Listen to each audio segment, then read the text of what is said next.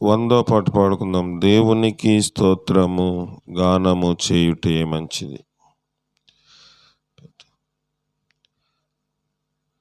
దేవునికి స్తోత్రము గానము చేయుటయే మంచిది. మనమందరము స్తుతి గానము చేయుటయే మంచిది. యెరూషలేము యెహోవాను నావాడని, యెరూషలేము యెహోవాను కట్టుచున్నవాడని, ఇశ్రాయేలీయులను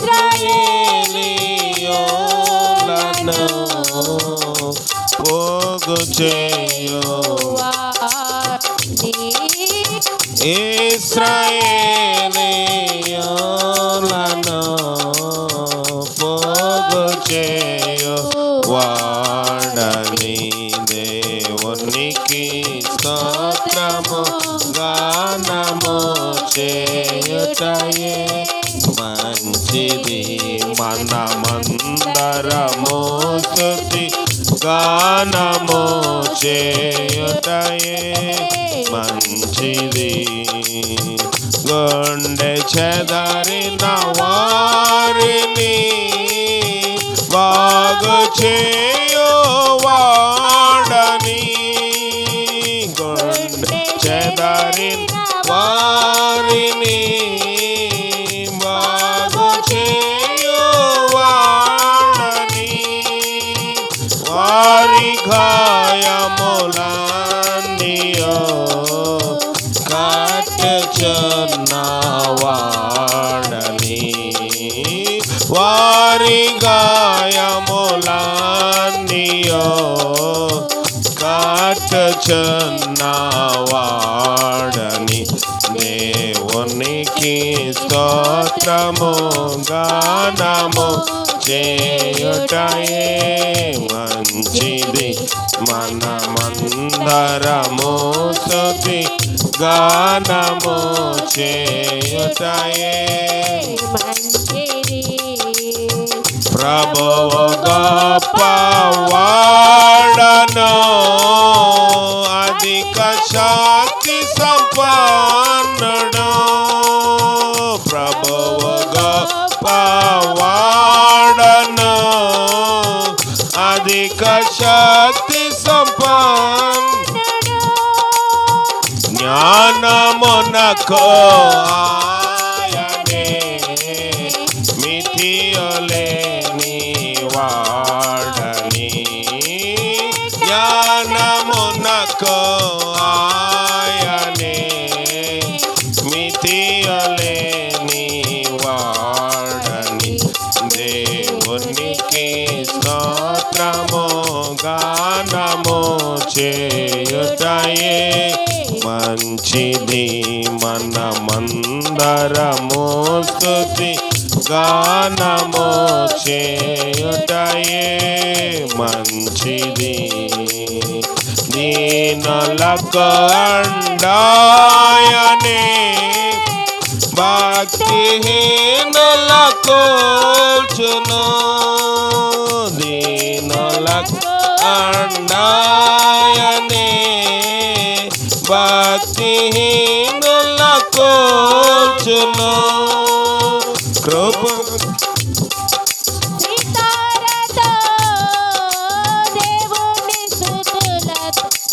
సితారతో దేవుని స్తుతులతో కీర్తించుడి. దేవునికి స్తోత్రము గానము చేయుటయే మంచిది. మనమందరము స్తుతి గానము చేయుటయే మంచిది.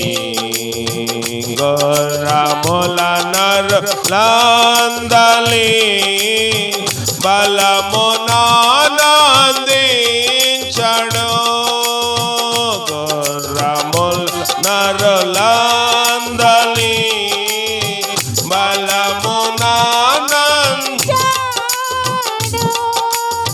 కృపకు వేడు వారిలో సంతసించు వాడని కృపకు వేడు వారిలో సంతసించు వాడని దేవునికి స్తోత్రము గానము చేయుటయే మంచిది మనమందరము స్తుతి గానము చేయుటయే మంచిది యెరూషలేము యెహోవాను సీయోను నీ దేవుని యెరూషలేము యెహోవాను సీయోను నీ దేవుని కీర్తింతుము కొనియాడము ఆనందించు వాడని కీర్తింతుము కొనియాడము ఆనందించు వాడని దేవునికి స్తోత్రము గానము చేయుటయే మంచిది మనమందరము స్తుతి గానము చేయుటయే మంచిది పర్వతములలో గడ్డిని పశువులకు మొలిపించెను పర్వతములలో గడ్డిని పశువులకు మొలిపించెను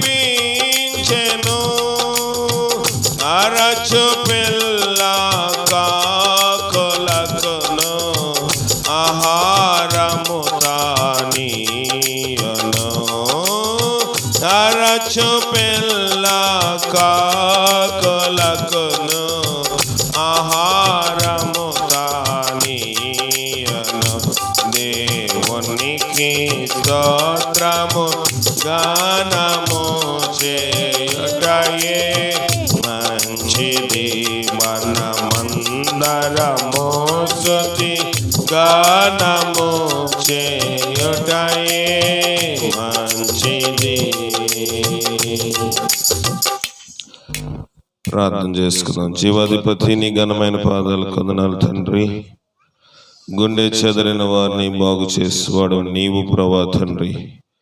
దేవా మేము ఎలాంటి స్వస్థత కోసం నీ దగ్గరికి రానై ఉన్నాము, ఎలాంటి స్వస్థత కోసం నీ దగ్గరికి వచ్చినాము. సమస్త మెరిగినటువంటి వాడిని, అయగుడను, ఎన్నికలైనటువంటి వాడిని, పాపుల్లో ప్రధానుడను, పరిశుద్ధుల అల్పుడను మీరు ఒక్కసారి జ్ఞాపకం చేసుకుని దేవా నాతో మొదటగా అలాగే కూడి వచ్చిన ప్రియులందరితోనూ గృహ కూడిక ఏర్పాటు చేసుకున్నాం. జయమును అలాగే ఎలీషా గారిని జ్ఞాపకం చేసుకుని వారితోనూ మాట్లాడి నీవే మహిమ పొందండి. నాలో ఏ నీతి లేదు, పరిశుద్ధ నిలబడాల్సిన ఈ స్థలంలో నిలబడి వాక్యం బోధించేంత యోగ్యత అర్హత లేని నన్ను ఒక్కసారి మీరు జ్ఞాపకం చేసుకుని మీరే మహిమ ఘనత పొందమని మా ప్రభును రక్షకుడైన క్రీస్తు ద్వారా అడిగి వేడుకొనుచున్నాం పరమ తండ్రి. ఆమెన్. ప్రభువైన యేసుక్రీస్తు నామములో కూడి వచ్చిన మీ అందరికీ వందనాలు. గృహ కూడిక ఏర్పాటు చేసుకున్న ఎలీషా గారికి అలాగే జయమ్మకి ప్రత్యేకమైన వందనములు తెలియజేస్తూ ఉన్నాను. దేవుని వాక్యం చూసుకుందాము. దయచేసి చల్లగా ఉంది కదా, ఎవరు నిద్రపోవద్దు. యెషయా రాసిన గ్రంథము 59వ అధ్యాయము. వినబడుతుందా?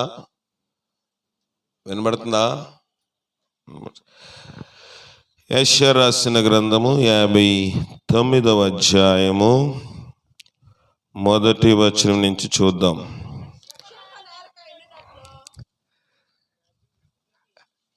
చదవండి. రక్షింప నేరక యుండినట్లు యెహోవా హస్తము కురుచు కాలేదు, విననేరక ఉండినట్లు ఆయన చెవులు మందము కాలేదు. సరిపోతుంది. రక్షింప నేరక యుండినట్లు యెహోవా హస్తము కురుచు కాలేదంట. నేను 2004 సంవత్సరంలో మొట్టమొదటిగా స్కూల్లోని కంప్యూటర్ టీచర్గా పనిచేశాను. 2004 వివాహమైన సంవత్సరం.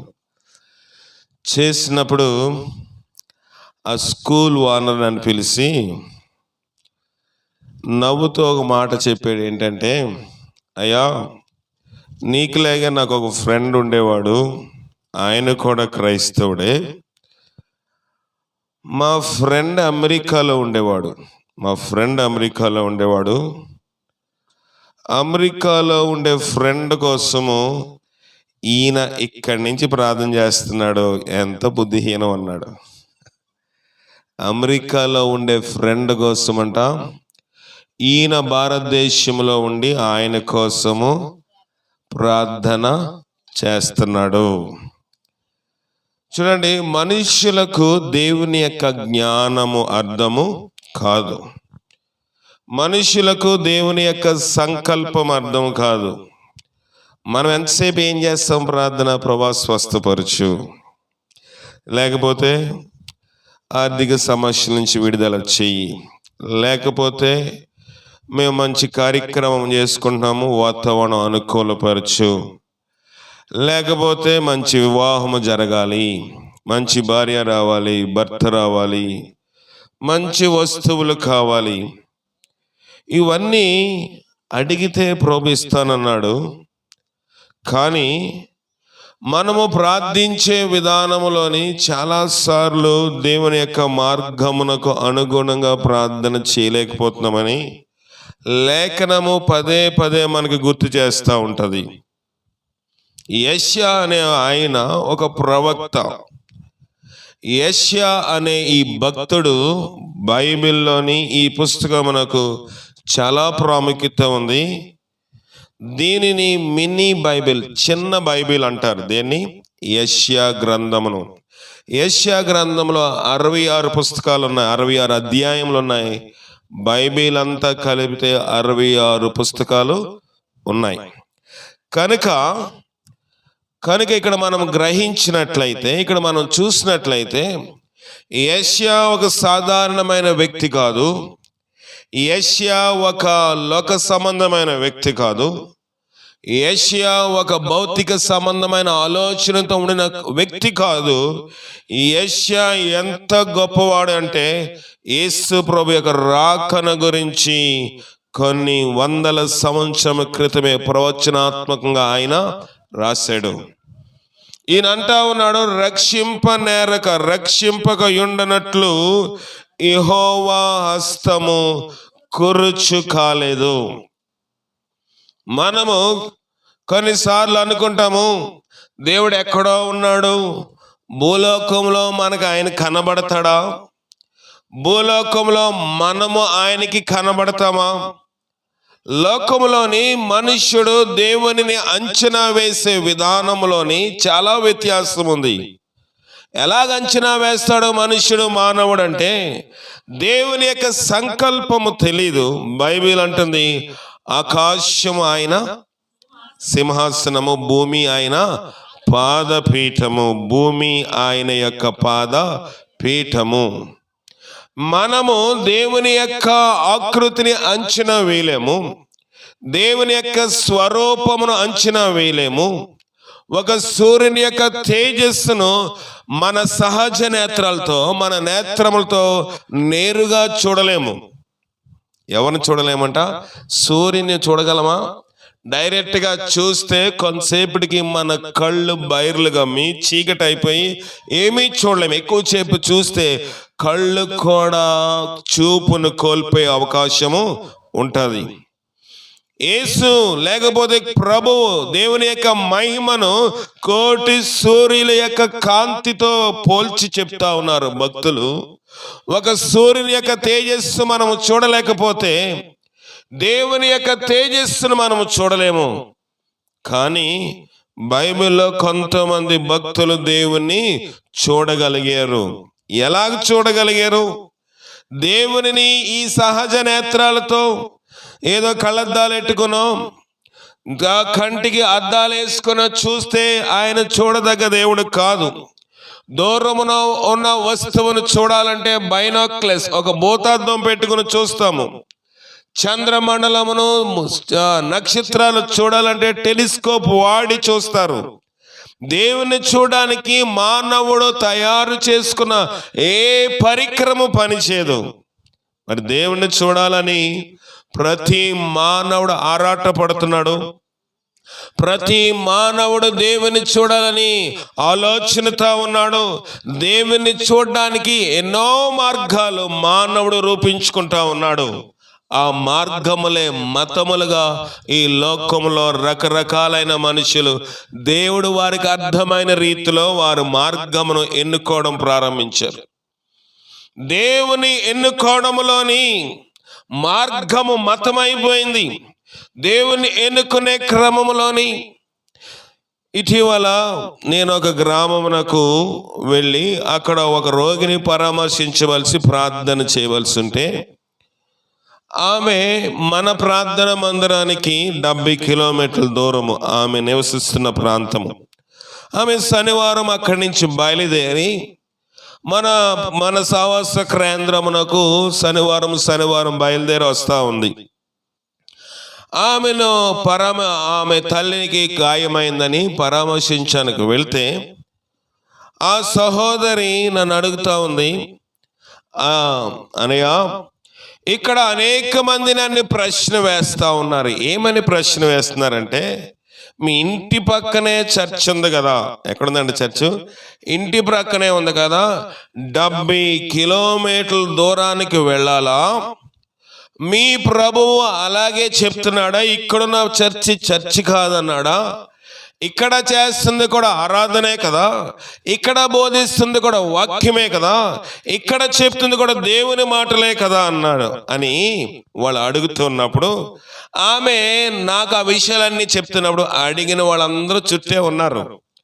ఆమె ఏమీ భయపడకుండా సిగ్గుపడకుండా నన్ను ఎలా ప్రశ్న వేస్తున్నారు, ఏం చెప్పాలి, నేను ఏమి చెప్తే ఏ విధంగా చెప్తే వారికి అర్థమవుతుంది అని ఆమె నన్ను అడిగితే నేను నవ్వి అన్నాను, అయ్యా, వారు కూడా దేవుని నమ్ముకున్నారు కదా, వారు కూడా దేవుని తెలుసుకున్న వారు ఉన్నారు కదా, కానీ అందరూ ఒకరినే వాళ్ళ పూజ చేయట్లేదు. వారు ఒక మతము పేరు పెట్టుకొని లోకములో రకరకమైన అవతారములను చెప్పుకొని సంవత్సరం ఆది నుంచి సంవత్సరం అంతం వరకు ఒక అవతారమునకు వాళ్ళు పూజ చేస్తూ ఉన్నారు.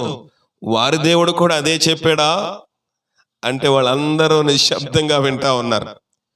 వారి దేవుడు కూడా అదే చెప్పారా? ఒక దేవుడికి ఒక నెలలో పండగ అయితే ఇంకొక దేవుడికి ఇంకొక నెల పండగ, ఇంకొక ఆయనకి ఇంకొక నెల పండగ. ఎందుకంటే వారు అనుకుంటున్నారు, ఈ దేవుడికి ఆరాధిస్తే ఇది జరుగుతుంది, ఈ దేవుడికి ఆరాధిస్తే ఇది జరుగుతుంది, ఈ దేవుడికి ఆరాధిస్తే ఇది జరుగుతుందని వారు దేవుళ్ళు దేవతలుగా కొలుస్తున్న వారి కోసము రకరకాలమైన ప్రయత్నం చేస్తున్నారు. ఆ రీతిగానే లోకములో క్రైస్తత్వము ఇన్ని వేల శాఖలు అయిపోవడానికి కారణం ఏంటంటే, లోకములో క్రైస్తత్వము ఇన్ని రకరకములైన విభజనలు అయిపోవడానికి కారణం ఏంటంటే, వాక్యము క్రైస్తవులకు కూడా అర్థం కాలేదు, వాక్యము దేవునికి కూడా అర్థం కాలేదు. వాక్యము అక్కడ ఇక్కడ ఒకటి కాదు, ఎప్పుడు అక్కడ ఇక్కడ ఎప్పుడు ఒకటి కాదు. ఒక్కటి అయితే అందరూ ఒకే దగ్గరికి వెళ్తారు. ఒకే రీతిగా ఉంటే ఈ ఊర్లో 10 అంగళ్ళు ఉంటాయా? ఉండవు. ఒకే రీతిగా ఉంటే 10 నాస్తా పెట్టే టిఫిన్ హోటల్స్ ఉండవు. ఒక్కొక్క దగ్గర ఒక రుచి ఉంటుంది. ఒక్కొక్క దగ్గర ఒక్కొక్క దగ్గర రుచి ఉంటుంది, శుభ్రత ఉండదు. ఒక్కొక్క దగ్గర శుభ్రత రుచి ఉంటే రేట్ ఎక్కువ ఉంటుంది, ఒక దగ్గర అవి తక్కువ ఉంటే రేటు తక్కువ ఉంటుంది. కనుక మనుషుల యొక్క మనస్సు ఎక్కడ నచ్చితే అక్కడికి వెళ్తూ ఉంటారు. క్రైస్తత్వము కూడా దేవుని వాక్యము సెలవిస్తుంది, ప్రతి ఆత్మను నమ్మద్దు. నా పేరటే వస్తారు, నా వాక్యమే బోధిస్తారు, నా మాటలే చెప్తారు, కానీ నా యొక్క దుస్తులే ధరించుకుంటారు. అంటే ప్రభు ఏమన్నాడు, వారి గొర్రె పిల్ల స్వరూపముతో వస్తారు కానీ వారు తొడేళ్ళు వంటి వారు. కనుక ప్రతి ఆత్మను నమ్మద్దు. భయంకరత్వము చాలా మందికి అర్థం కాదు. ఎక్కడ ప్రార్థన అక్కడికి వెళ్ళిపోతూ ఉంటారు. ఎక్కడ ప్రార్థన అంటే అక్కడ పరిగెట్టే వాళ్ళ దగ్గర దేవుని యొక్క నీతి, దేవుని యొక్క స్వరూపము, దేవుని యొక్క పరిశుద్ధత ఉండదు. ఇది దైవజనుడిగా నేను చెప్పాలి పబ్లిక్గా. చాలా మంది అనుకుంటారు, ఇది ఒకటేనే సంగమా, ఇదొకటే ప్రార్థన, ఇదేనా వాక్యము, అక్కడ యేసు ప్రభే కదా, ఇక్కడ యేసు ప్రభే కదా. లోకములోని మార్గము, లోకములోని వేల కొలది రకములైన పాఠశాలలు ఉన్నాయి. అందరూ బోర్డ్ ఆఫ్ గవర్నమెంట్ ఇచ్చిన పాఠ్య పుస్తకాలే బోధిస్తారు. ప్రతి పాఠశాలలోని, ప్రతి కళాశాలలోని గవర్నమెంట్ వారు నిర్ణయించిన పాఠ్య పుస్తకాలే బోధిస్తారు. కానీ మెరుగైన విద్య ఎక్కడ ఉంటే అక్కడ ఉత్తీర్ణ శాతము, పాస్ అయ్యే శాతం ఎక్కువగా ఉంటది. కానీ ఆ యొక్క స్థాయిలో చదువుకోలేని వారు, మెరుగైన విద్యను అభ్యసించలేని వారు, కొంచెం ఎక్కువ ప్రయాసపడి కొంచెం ఎక్కువగా స్ట్రిక్ట్గా ఉన్న దగ్గర వెళ్ళలేని వారు ఏదో ఒక చదువు కాదని ఎక్కడ అనుకూలంగా ఉంటే అక్కడ వెళ్ళి వారు విద్యాభ్యాసము చేస్తారు. 10th క్లాస్ పాస్ అయిపోవచ్చు, ఇంటర్మీడియట్ కూడా పాస్ అయిపోవచ్చు, డిగ్రీ కూడా పాస్ అయిపోవచ్చు. కానీ పరీక్ష కాలం అది కాదు. పరీక్ష కాలము ఎప్పుడంటే టాలెంట్ టెస్ట్ పెడతారు, ఎంట్రన్స్ ఎగ్జామ్ పెడతారు. అక్కడ ఒకవేళ తప్పు సమాధానం చెప్తే అసలు సమాధానం చెప్పులోంచి కూడా మార్కులు మైనస్ అయిపోతాయి. అక్కడ అసలైన భక్తి రుజువు అవుతుంది, అక్కడ అసలైన విద్య అభ్యసించేది రుజువు అవుతుంది. అక్కడ లోక సంబంధంగా వారు చదువుకున్న ఆ పాఠ్య పుస్తకాల నుంచి ఏది రావు. అక్కడ మానసికమైన జ్ఞానమునకు వారు పరీక్ష పెడతారు. లోకములోని, నాకు ఈ బైబిల్ అంతా తెలుసుండొచ్చు, లోకములోని అనేకమైన సంఘాల్లోని అనేకమైన ప్రాంతాల్లో వాక్యం బోధించే అనుభవం ఉండవచ్చు. కానీ ప్రభు అంటున్నాడు, నేను రక్షించాలంటే నా హస్తమికేమి కురుచి కాదు. నేను వినాలి అంటే నా చెవులో ఏమి మందత్వము అంటే నేను చెమిటివాడిని కాదు. ఏమవుతుందంట, చదవండి అమ్మా. మీ దోషములు మీకును మీ దేవునికి అడ్డముగా వచ్చెను. సరిపోతుంది. మీ దోషములు మీకును, ఎవరికంట, మీ దేవునికి అడ్డముగా వచ్చును. మీ పాపములు ఆయన ముఖమును మీకు మరుగుపరచెను గనుక ఆయన ఆలకించుటలేదు. మీ దోషములు, మొదటేమన్నాడంటే మీ దోషములు మీకును మీ దేవునికి ఏమైపోయింట అడ్డం వచ్చేసాయి. పాప విమోచన గురించి బోధ లేకపోతే, పాప ఒప్పుకోలు గురించి బోధ లేకపోతే, పశ్చాత్తాపం గురించి బోధ లేకపోతే, దొంగిలించిన వాటిని తిరిగిచ్చే బోధ లేకపోతే అది చర్చి కాదు, అది వ్యాపార సంస్థ. పశ్చాత్తాపము, పాపపు ఒప్పుకోలు, దొంగిలించిన వాటిని తిరిగి ఇచ్చేయడము. లోకములోని అనేక రకమైన బోధలున్నాయి. లోకంలో అనేక రకమైన ప్రసంగాలు ఉన్నాయి. పేరుగాంచిన లేకపోతే టీవీ ప్రసంగికులు ఉండొచ్చు, కానీ ఎంత పెద్ద బోధకుడని ప్రభు కొలమానము చేయడు. కానీ నీకిచ్చిన దాంట్లోని, నీకు దేవుని వాక్యం బోధించిన దాని ప్రకారము, దేవుని వాక్యము నీతో మాట్లాడుచున్న ప్రకారము నువ్వెంత వరకు నడుచుకున్నావో దానిని దేవుడు కొలమానంగా తీసుకుంటాడు. కొలమానం అంటే స్కేల్. కొలత కొలవడానికి ఒక స్కేల్ కావాలి. దర్జీ వాడు, మిషన్ వాడు, టైలర్ ఒక బట్టని కొలవాలంటే అతని స్కేల్ కావాలి, లేకపోతే టేప్ కావాలి. ప్రభుని ఆత్మీయ స్థితిని కొలవాలి అంటే టేప్ తీసుకుంటాడంట. ప్రభు అంటున్నాడు, మీ దోషములు మీకును మీ దేవునికి అడ్డముగా వచ్చెను. బైబిల్లో ఒక భక్తుడు ఉన్నాడు. అతడు భక్తుడు కాకముందు ఒక పొట్టివాడు, అతడు ప్రార్థనాపరుడు కాకముందు ఒక పొట్టివాడు. దేవుని వాక్యము సెలవిస్తుంది, అతడు పొట్టివాడయిండి జనులు గుంపు కూడిన చేత అనేక పర్యాయములు ప్రభు ఆ మార్గము గున్న వెళ్ళినను ప్రభుని అతడు ఏం చేశాడంట, చూడలేకపోయాడు. ప్రభుని అతడు చూడలేకపోయాడు. ప్రభుని అతడు చూడలేకపోయాడు. ఒకానొక దినమందు ప్రభు వస్తున్నాడని తెలిసి ముందుగా పరిగెత్తుకుని పోయి ఒక మేడి చెట్టు ఎక్కి కూర్చుండి చూస్తా ఉన్నాడు. ప్రభుని చూడగలిగాడా? చూశాడు. ప్రభుని చూడగలిగాడా? చూసేసాడు. ప్రభుని చూడాలని ఎక్కాడు, చూశాడు. ప్రభు ఆ చోటికి వచ్చినప్పుడు కనులెత్తి చూచి, జకియా త్వరగా దిగుము, నేడు నేను చదువమ్మ పిరుసుకిల్లా 19వ అధ్యాయము 5వ వచనం. యేసు ఆ చోటికి వచ్చినప్పుడు కనులెత్తి చూచి, జకియా త్వరగా దిగుము, నేడు నేను నీ ఇంట్లోని ఉండాలి. చూడాలని ఆశపడ్డాడంతే. ఇంట్లో చేర్చుకోవాలనుకున్నాడా? అనుకోలేదు.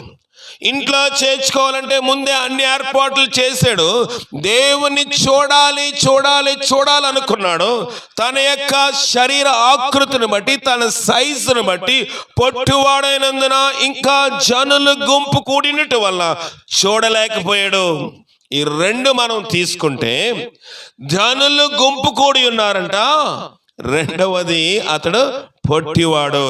రక్షింప నేరకున్నట్టు యెహోవా హస్తము కూర్చోవలేదు, కానీ మీ దోషములు మీ దేవునికి మీకు అడ్డముగా వచ్చెను, మీ పాపములు ఆయన ముఖమును మీకు మరుగు చేశాను. జక్కీ గురించి మనం విన్నప్పుడల్లా జక్కీ పొట్టోడు, కనుక ఎవడైనా పొట్టోడు ఉంటే క్రైస్తవుల్లోని సండే స్కూల్ ఆడి జక్కీ అనేటేస్తారు పేరు. కానీ జక్కీయ శరీర సంబంధమైన ఆకృతి గురించి కాదు ఇక్కడ మనం నేర్చుకోవాల్సింది. మీ దోషములు మీకును మీ దేవునికి అడ్డముగా వచ్చారు. జనులు గుంపు కూడి ఉన్నారంట, అడ్డమైపోయారు జనులు. రెండవది, మీ పాపములు ఆయనను మీకు మరుగుపరిచెను. విననేరకున్నట్లు ఆయన చెవులు మందము కాలేదు, కానీ నీవు పొట్టువాడైపోయాడు.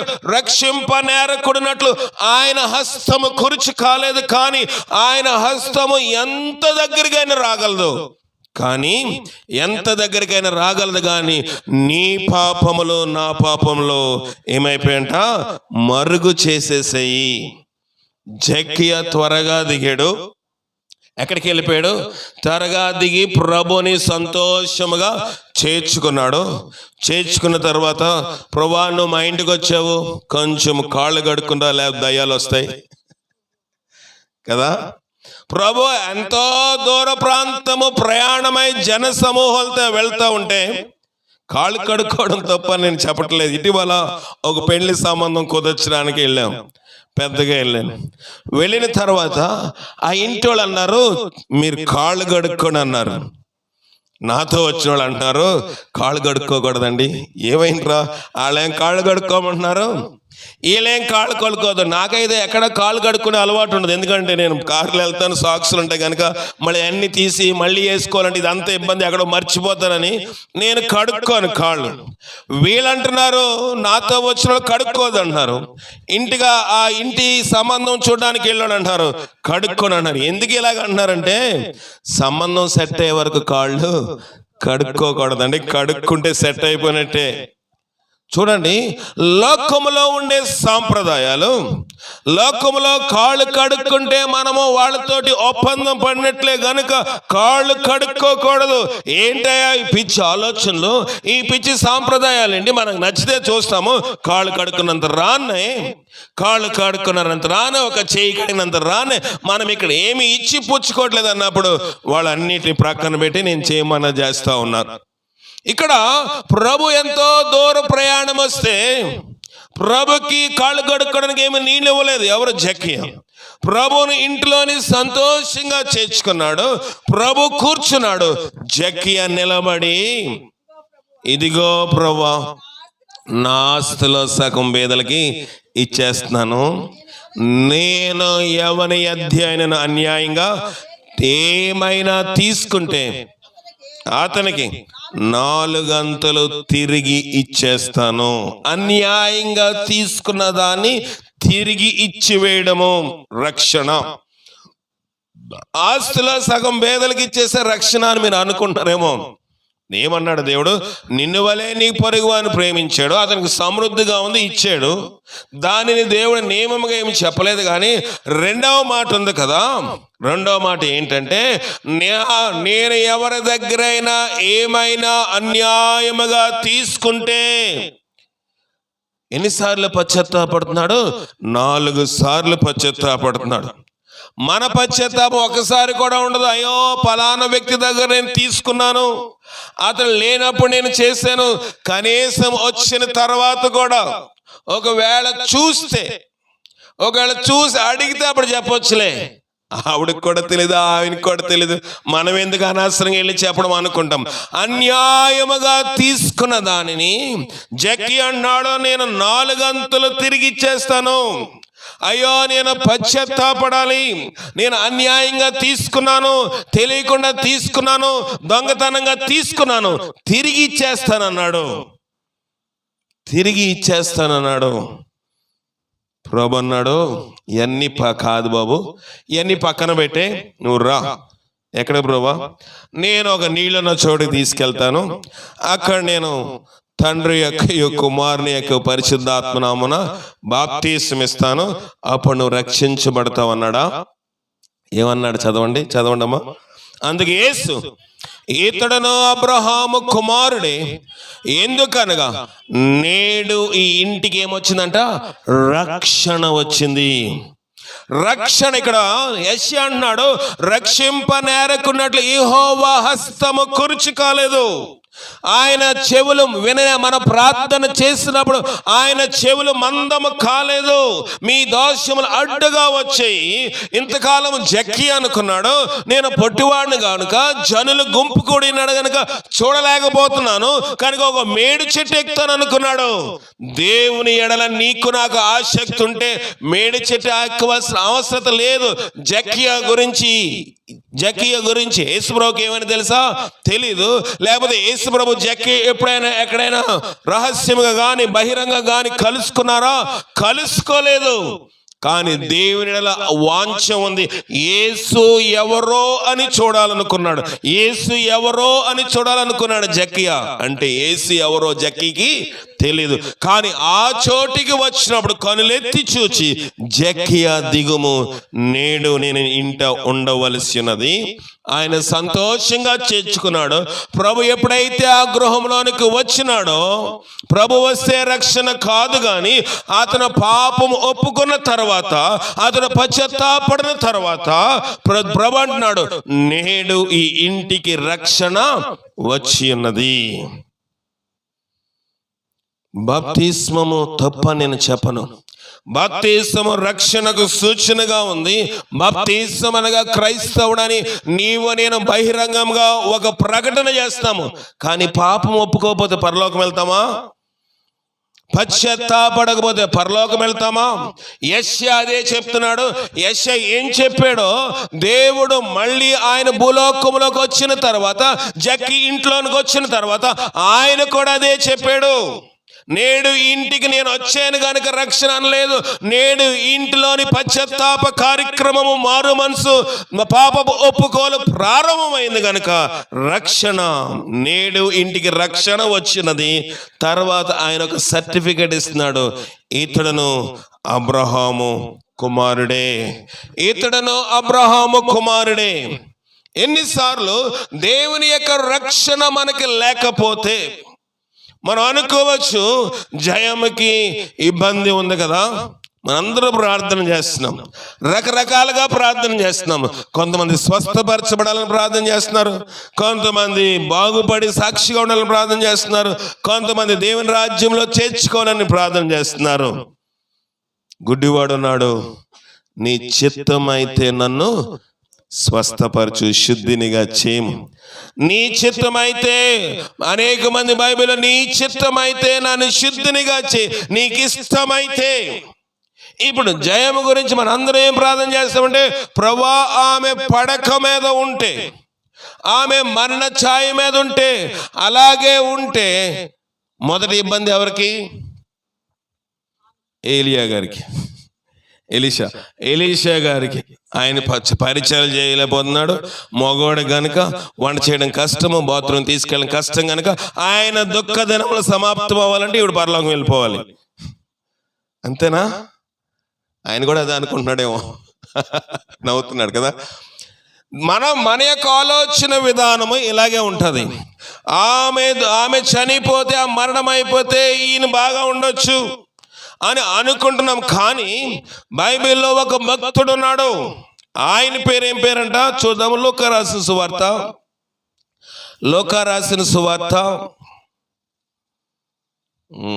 16వ అధ్యాయము 20వ వచనము. 16:20, 19 కాదురా. లాజరు అని ఒక దరిద్రుడుండెను, వాడు కురుపులతో నిండిన వాడై ధనవంతుని ఇంటి వాకిట పడి ఉండి. సరిపోతుంది. లాజరు అని ఒక బేదవాడు ఉన్నాడంట, వాడు కొరుపులతో, దరిద్రుడంటే బేదవాడున్నాడు, వాడు కొరుపులతో నిండి ఉన్నాడు, వాడికి ఇల్లు లేదు. ఎక్కడున్నాడంట? ధనవంతుని యొక్క ఇంటి వాకిట్లో జీవనము సాగిస్తా ఉన్నాడు. బ్రతుకు సాగిపోతా ఉంది, పనికి వెళ్ళాడు. ఎందుకంటే జబ్బు, వ్యాధి, బలహీనత, రోగము, నీరసము, అనారోగ్యం ఉంది. ఎవరికి? లాజరుకి. కొరుపులతో నిండి ఉన్నాడు గనుక వెళ్ళి ప్రయాసపడలేడు గనుక భిక్షాటనము చేస్తూ తన యొక్క జీవనము కోసము లాజరు ఏం చేస్తాడంటే ధనవంతుని ఇంటి వాకిట్లో ఉన్నాడు. ఇంటి వాకిట్లో ఉంటే మనమేమనుకుంటాము? వీడిది నిజంగా భక్తి అని అంటావా?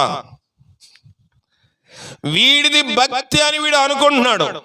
వీడు వదిలేసే ప్రార్థన, మధ్యాహ్నం ప్రార్థన, రాత్రి ప్రార్థన, కదిలితే ప్రార్థన, మెదిలితే ప్రార్థన, తుమ్మితే ప్రార్థన అని అనుకుంటాం మనము.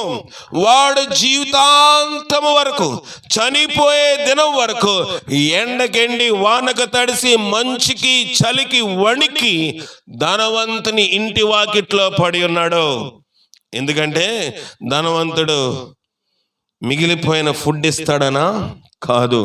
ధనవంతుని బల్ల మీద నుండి పడు రొట్టె ముక్కలు, అంటే ఎంగిలి మెతుకుల కోసం ఆశపడుతూ బ్రతికేస్తున్నాడు.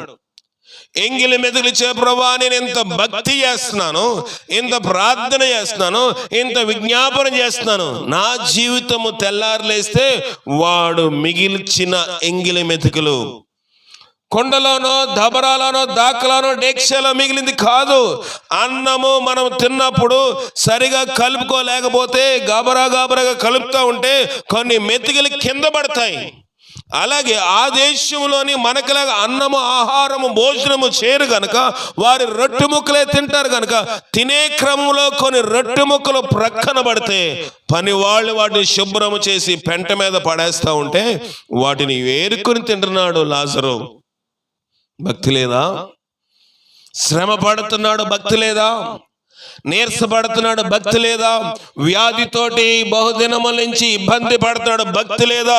ధనవంతుని ఇంటి వాకిట్లో పడి ఉండి దినదినము దేనికోసమంట? ధనవంతుని బల్ల మీద నుండి పడు రొట్టె ముక్కలతో తన ఆకలి తీర్చుకొన ఆశపడుతున్నాడు. అయితే కుక్కలు వచ్చి వాని కురుపులు నాకుతా ఉన్నాయి. కుక్కలు వచ్చి కురుపులు నాకుతా ఉన్నాయి. కుక్కలు తినవలసిన అన్నం మెతుకులు, కుక్కలు తినవలసిన ఎంగిలి మెతుకులు ఇతడు తిన్నాడు గనుక కుక్కలకి ఏమి తింటాకి లేక ఇతడు తినేస్తే ఇతని గాయమల్లించి వస్తున్న రక్తమును కుక్కలు నాకుతూ ఉంటే అతడి జీవితము డ్రెస్సింగ్ అయిపోతా ఉంది. ఒకరి జీవితము మనకి ఏదైనా గాయం కదా వదిలేసిన డ్రెస్సింగ్ చేయాలి అంటే దాన్ని శుభ్రము చేసి దానికి కొంచెం యాంటీసెప్టిక్ లోషన్ డెటాయిలో లేకపోతే స్పిరిటో లేకపోతే బెంజినో అయోడినో వేసి శుభ్రం చేసి దాని మీద ఒక గాజు గుడ్డ, ఒక గుడ్డ నెట్ లేకున్న గుడ్డని కడతారు ప్రతిదినము. అలాగైతేనే ఆ గాయము త్వరగా మార్పులోనికి వస్తుంది. పిహెచ్సికి వెళ్ళడానికో, గవర్నమెంట్ హాస్పిటల్కి వెళ్ళడానికో, క్లినిక్కి వెళ్ళడానికో, ఆర్ఎంపీ డాక్టర్ దగ్గరికి వెళ్ళడానికో ఇతని దగ్గర అంత డబ్బు లేదు. యాంటీసెప్టిక్ లోషన్, యాంటీబయాటిక్స్, ఇంజక్షన్లు, సెలైన్ బాటిల్ ఎక్కించుకునే స్తోమత లేదు. శుభ్రము చేయడానికి దేవుడు కుక్కలను ఏర్పాటు చేశాడు. సణుక్కున్నాడా? బ్రతుకు జీవితం అంతా అలాగే జీవించాడు. ఏ రోజు సుఖము అనుభవించలేదు, కానీ ఏ రోజు తన పడుచున్న కష్టాన్ని బట్టి దేవుణ్ణి దూషించలేదు.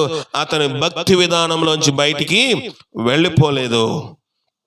బయటి విధానంలోంచి బయటికి వెళ్ళిపోలేదు. కొన్ని శ్రమలు వచ్చినప్పుడు, కొన్ని ఇబ్బందులు వచ్చినప్పుడు, లేదా ఇక్కడ మన జయములనే చూస్తున్నాం. మన జీవితంలో ఆమె వ్యాధితో ఉంది. మనకి ఏ శ్రమ ఉందో, ఎంతకాలం నుంచి ఒక శ్రమ, ఒక ఇబ్బంది, ఒక సమస్య, ఒక మానసిక ఒత్తిడి, ఒక సంతోషము లేని స్థితిలో నుంచి ఎంతో కాలం నుంచి మనం ఉన్నాము. కానీ ఆ స్థితిని బట్టి ఎన్నిసార్లు ప్రభుని మనం విసర్జించాము. ఇతను అలా విసర్జించలేదు. ఇతను అలాంటి మాటలు ఏమి చెప్పలేదు. దినదినం ఆహారం దొరుకుతుంది, ఇది లేక ఎంతమంది బాధపడుతున్నారని దేవుని స్తుతించి ఆహారం తీసుకుంటా ఉన్నాడు. ఒకానొక దినం వచ్చింది, ధనవంతుడు చనిపోయాడు. ఎవరు ముందు చనిపోయారు అక్కడ చదవండి. దరిద్రుడు చనిపోయి దేవదూతల చేత అబ్రహాము రొమ్మున ఆనుకున్నటకు కొనిపోబడెను. ధనవంతులు కూడా చనిపోయి పాతి పెట్టబడిన. ముందెవరు చనిపోయారు? ఆ లాజరు దరిద్రుడు పేదవాడు చనిపోయాడు. ముందు అతను ఎందుకు చచ్చిపోయాడు? ఎందుకంటే ధనవంతుడు చచ్చిపోయాక అతనికి ఆ అన్నం మెతుకులు కూడా దొరకవు. ధనవంతుడు చచ్చిపోతే ఆ ఎంగిలి మెతుకులు కూడా పెట్టేవాళ్ళు ఉండరు. కనుక దేవుడు ధనవంతుడు చనిపోయే ముందుగానే ఆ మెతుకులు కూడా అతను కరువైపోతాయని ముందుగా ఎవరు తీసుకున్నాడు? లాజరు అయిన దరిద్రుని తీసుకున్నాడు. చనిపోయినప్పుడు అతని గురించి చెప్పబడిన ఒక మాట, విలువైన మాట, దేవదూతల చేత అబ్రహాము రొమ్మున ఆనుకొనుటకు కొనిపోబడెను. ఇటీవల జయం బాగోపోతే నాకు ఫోన్ చేశారు, పేరు చెప్పను. అయ్యా మీరు మధ్యదారిలోంచి రావాల్సి ఉంటుందేమో. నిజమే, నేను కూడా ఆందోళన పడ్డాను క్రిస్మస్ టైంలో. ప్రభా, క్రిస్మస్ టైంలో ఎలాంటి మరణ వార్తలు లేకూడదని చాలా రోజులు ఉపవాసుని ప్రార్థన చేశాము. మీ అందరి ప్రార్థన దేవుడు ఆలకించి ఆమెను బ్రతికించాడు. క్రిస్మస్ అయిపోయి 3 నెలలు అయిపోయింది, ఇంకా బ్రతికే ఉంది.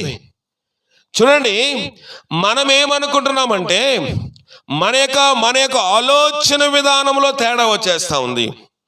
మనం అనుకుంటున్నాము ఈ యొక్క బలహీనత ఉంది కనుక దేవుని నామానికి అవమానం, ఈ బలహీనత ఉంది కనుక మనుషులు ఏమనుకుంటారో, ఈ బలహీనత ఉందిగా ఇంట్లో వాళ్ళు చేయలేకపోతున్నారు.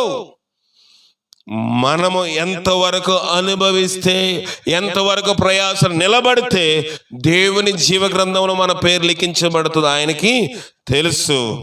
ఆ దరిద్రుడు ఏమైపోయాడంట? చనిపోయి దేవదూతల చేత అబ్రహాము రొమ్మున ఆనుకొనుటకు కొనిపోబడెను.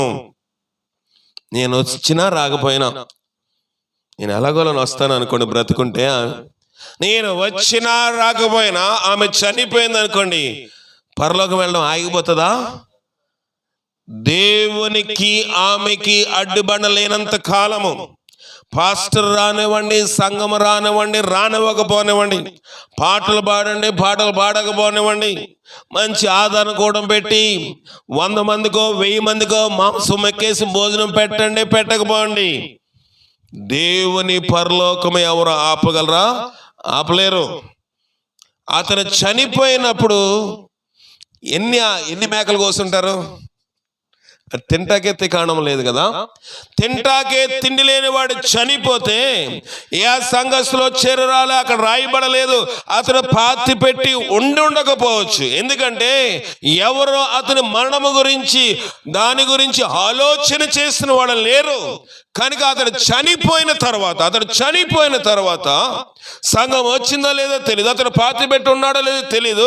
ఒకవేళ దీనస్థితిలో చనిపోయాడు కనుక తల్లిదండ్రులు లేరు, రక్త సంబంధం లేరు, స్నేహితులు లేరు, బంధువులు లేరు, ఇరుగు పొరుగు వారు చూసేవాళ్ళు లేరు కనుక ఆ పంచాయతీ వాళ్ళు, మున్సిపాలిటీ వాళ్ళు తీసుకుని వెళ్ళి వారి యొక్క ప్రకారము ఆయనకి దహన సంస్కారములు చేసేసారో పడేసారో తెలీదు.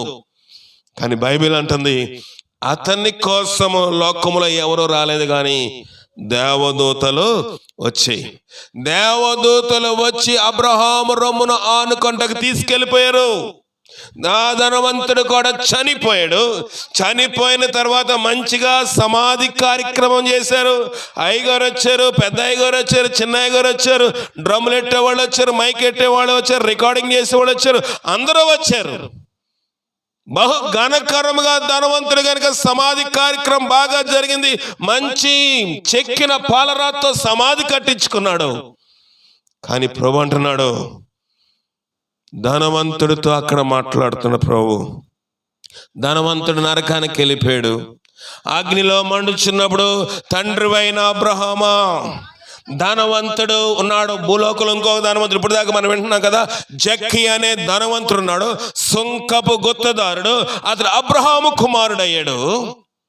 ఇతను కూడా అబ్రహాము గురించి తెలుసు, కానీ అబ్రహాము కుమారుడు అవ్వలేదు ఈ ధనవంతుడు.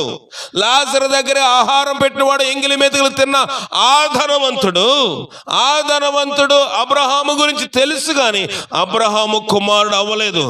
ఆ ధనవంతుడు ఏమన్నాడంటే, తండ్రివైన అబ్రహామా, నేను ఈ అగ్ని జ్వాలలోని యాతన పడుచున్నాను, నాకు కొంచెం కూల్ డ్రింక్ కావాలి. అంతేనా? థమ్సప్పా, స్ప్రైటా, ఫాంటా అని అడగలేదు ప్రభువారు. ఇస్తాను కానీ కూల్ డ్రింక్ ఇచ్చే అవకాశం ఉంది, కానీ ఇక్కడికి అక్కడ మధ్యలో పెద్ద అగాధము ఉంది. ఇక్కడ వారు అక్కడికి వెళ్ళలేరు, అక్కడ వారు ఇక్కడ రాజాలకుడినట్లు మీకును మాకును మధ్య పెద్ద అగాధము ఉంచబడి ఉన్నది. ప్రభు ఒక మాట అన్నాడు అతనితోటి, ఆ దరిద్రుడు భూలోకములో ఉన్నప్పుడు, చదవండి అమ్మా మాట, యాతన పడ్డాడు. ఇప్పుడైతే అతడు దరిద్రుడి గురించి చదవాలి. ఇతను నెమ్మది పొందుచున్నాడు అన్న మాట చదవాలి. అబ్రహాము కుమారుడా, నీవు నీ జీవిత కాలం అంతా సుఖం అనుభవించి నీకు ఇష్టమైనట్లు సుఖం అనుభవించి అలాగనే లాజరు కష్టము అనుభవించినని జ్ఞాపకము చేసుకునము. ఇప్పుడైతే అతడు నెమ్మది పొందుచున్నాడు. నువ్వు యాతన లోకంలో సుఖముందని మనం అనుకోవచ్చు, అందరికీ ఇది వర్తించకపోవచ్చు, కానీ లోకంలో సుఖం ఉంటే ఇంకేముందిరా, జీవితం అంతే అనుకుంటాం మనము. నిద్రపోవద్దు ఎవరు. లోకంలోని సుఖం ఉంటే ఇంతే, ఇదే లైఫ్, ఇదే జీవితం, ఇదే మార్గం అనుకుంటాము. ప్రభు అన్నాడు, లోకములో బ్రతికినంత కాలము అతను ఏం చేశాడంట, నీవు సుఖం అనుభవించావు. లాజరు అయితే కష్టం అనుభవించాడు, కానీ ఇప్పుడు నువ్వు యాతన పడుచున్నావు. ఇతడు నెమ్మది పొందుచున్నాడు. ఒకవేళ జయం ఇక్కడ యాతన పడవచ్చు. తీరని బలహీనత చేత చూసిన వాళ్ళందరూ ఏంటి వ్యాధి, ఏంటి రోగము, చిన్నప్పుడు ఏదో తప్పు చేస్తుండొచ్చు, వాళ్ళ పూర్వీకులు ఏదో పాపము చేస్తుండొచ్చు, వాళ్ళు ఏదో చేస్తుండొచ్చు, లేకపోతే ఇంకేమై ఉండొచ్చు, చెడుపు చేస్తుండొచ్చు, చిల్లంగి చేస్తుండొచ్చు, మంత్రశక్తి కూడా ప్రయోగము చేస్తుండొచ్చు అనుకోవచ్చు. దేవుని బిడ్డల మీదకి ఈ ప్రయోగాలు ఏమి పని చేయవు. దేవుని రక్తము ప్రభు అన్నాడు, నీ యొక్క గొమ్మమ యొక్క అడ్డి కమ్మ మీద, నీ గొడ్మమ యొక్క నిలువ కమ్మ మీద గొర్రెపిల్ల రక్తము చూసినప్పుడు సంహారకుడు ఏమైపోతాడంట? దాటిపోతాడు. ఈ యాతన శరీర సంబంధమైంది. కొంత కష్టం మనకు అవసరమే భక్తిలో దిద్దుకోవడానికి. జయం విషయమై రాత్రి అమ్మగారితో మాట్లాడుతూ ఉన్నాను. ఇంకొక ఆమె కూడా అలాగే ఉంది, అక్కడ చనిపోయే స్థితిలో ఉంది. అమ్మన్నారు, నువ్వు రావాలి కదా, ఆమె చనిపోయిన స్థితిలో ఉంది, మాట పోయింది, కాళ్ళు చేయబడిపోయిందంటే ఇక్కడ జయం అలాగే ఉంది, ఆమె ప్రార్థన పెట్టమంటుందంటే అమ్మ చెప్పారు, దేవుడు ఆమెకి కొంత తరుణం ఇచ్చాడు, దేవుడు ఆమెను బ్రతికిస్తున్నాడని ఇంకేమైనా ఎక్కడైనా సరి చేసుకోవాల్సి ఉంటే సరి చేసుకోవాలి, నేను మాట్లాడతాను. ఆమె దగ్గరికి వెళ్ళినాడు, ఫోన్ చేయని చెప్పారు. కనుక ఆ రీతిగా మనకి దేవుడు ఒక తరుణం ఇచ్చాడు. ఇది పరీక్ష కాలము, సిద్ధపాటు కాలము. పెండ్లి కుమారుడు ఆలస్యం అవుతున్నాడంటే, ఒకవేళ మరణం మనకు దూరం అవుతుందంటే, ఇంకా కొంచెం శ్రమ పడుతున్నామంటే సిద్ధుల్లో నూనె అయిపోయిందన్న సంగతి మనం ఏం చేసుకోవాలి? గ్రహించుకొని సిద్ధులలో నూనెను మనం ఏం చేసుకోవాలి? సిద్ధపరచుకోవాలి. జయముకి దేవుడిస్తున్న కాలము సిద్ధపాటు కాలము. జయముకు దేవుడిస్తున్న కాలము పరలోకమునకు సిద్ధపడడానికి ఇంకా ఏమైనా లోటు ఉండిపోయిందేమో, లేకపోతే కొంతకాలమును ఆమె జీవితము ద్వారా మనతో దేవుడు మాట్లాడుతున్నాడేమో, ఆమెను బట్టి మనం నేర్చుకోవలసిన సంగతులు ఏమైనా ఉన్నావేమో. ఆ దరిద్రుడు చనిపోయి దేవదూతల చేత అబ్రహాము రొమ్మును ఆనుకుంటూ కనుపోబడను. లోకముల శ్రమ అనుకుంటున్నాం, మనం లోకములో ఇబ్బంది పడుతుంది అనుకుంటున్నాం, లోకములో అనారోగ్యంతో ఉంది అనుకుంటున్నాం, దేవుని నామానికి అవమానం అనుకుంటున్నాం. కానీ అదొక పరీక్ష కాలం కావచ్చు, అదొక నిరీక్షణ కాలం కావచ్చు, అది సిద్ధపాటు కాలం కావచ్చు, లేకపోతే లోకానికి ఆమె జీవితం ద్వారా ఒక సూచన, ఒక పాఠం కావచ్చు. కానీ ప్రభు అంటున్నాడు యెషయా ద్వారాగా, మీ దోషములు, మీ పాపములు దేవునికి మీకు అడ్డము రాకుండా చూసుకోండి.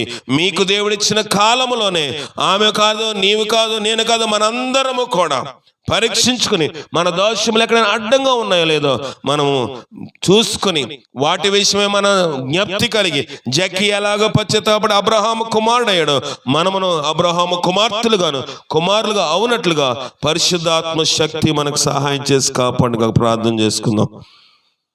జీవం గల దేవాని ఘనమైన పాదాలు కొందాలు, నీ సహాయం మాకు దయచేయండి.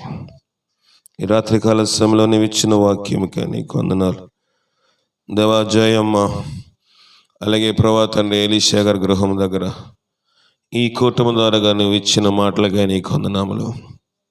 ఆమె జీవిత శరీర సంబంధమైన బలహీనత ఉంది, మాకు మానసిక ఒత్తులు ఉన్నాయేమో, ఎంతో కాలం నుంచి ఏదో బాధలో ఉన్నామేమో, రహస్యంగా ఎన్నో దినముల నుంచి భయంకరమైన ఎవరికి చెప్పుకోలేని బాధ మాకున్నదేమో ప్రభా తండ్రి. దేవతండ్రి ఆమె చెప్పుకోగలుగుతుంది, మేము చూడగలుగుతున్నాము.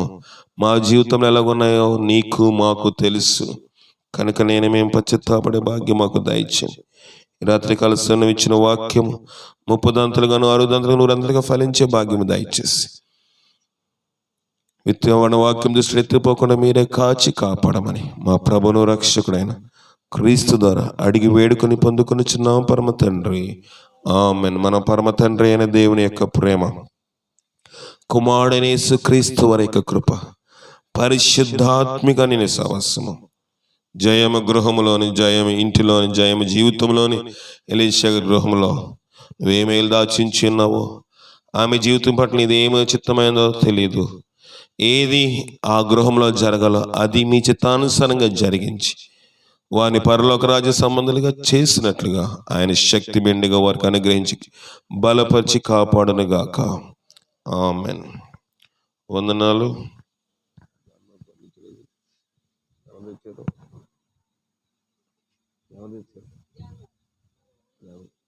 జాన్ మార్క్ ఈ గృహాన్ని ప్రేమించి కొంత పలహారం తీసుకుని వచ్చారు.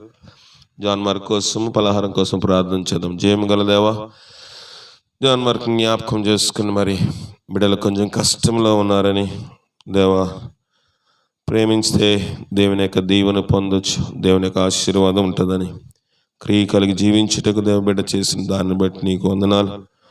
చేసిన దాన్ని బట్టి, ఖర్చు పడిన దాన్ని బట్టి వారికి వారి గృహానికి మెండైన దీవెన ఆశీర్వాదము దాయిచ్చి పలహారము దీవించము దేవా. అనేక మందికి ఆశీర్వాదం కలగచ్చేము. ఇచ్చిన కుటుంబాన్ని, జాన్ మార్క్ని, తన భార్య ప్రిస్కిల్లాని, తనకి ఇచ్చిన బిడ్డలు కూడా జ్ఞాపకం చేసుకుని వారి ఇబ్బందుల్లో కూడా మీరు జయము దయచేసి జయం గృహంలో మెండైన ఆశీర్వాదం చేత నింపమని క్రీస్తు వేడుకొనుచున్నాం పరమ తండ్రి. ఆమేన్.